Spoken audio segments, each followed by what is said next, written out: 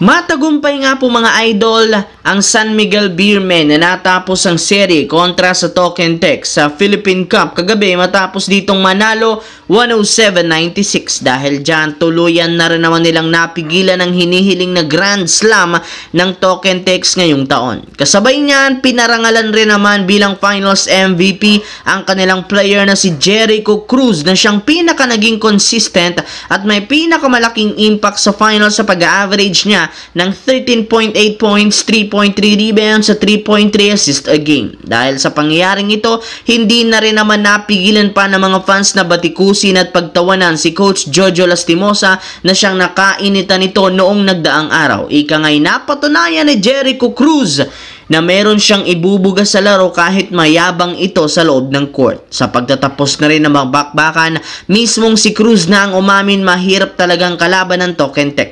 Bukod dyan, pasimple rin naman itong inasar si Coach Jolas matapos niya itong i-shout out sa kanyang post-game interview. Kaya mukhang buhay pa rin ang initan at drama sa dalawang ito kahit tapos na ang kanilang serye. Samantala, kung inyong ang matatandaan sa mga naging rason ng pagkatalo ng Los Angeles Lakers ay dahilan sa kawalan nila ng sentro sa front court. Sa katunayan, parati nga silang babadibag ng kanilang kalaban pagdating sa pisikalan sa ilalim ng basket since mas madalas ngang ginagamit nila dito sina LeBron at Dorian Finney-Smith bilang sentro. Pero matapos ang ilang move, tuluyan na rin naman nila itong naisaayos sa pagkakaroon ng tatlong sentro na matagal nang hinihintay ni LeBron James.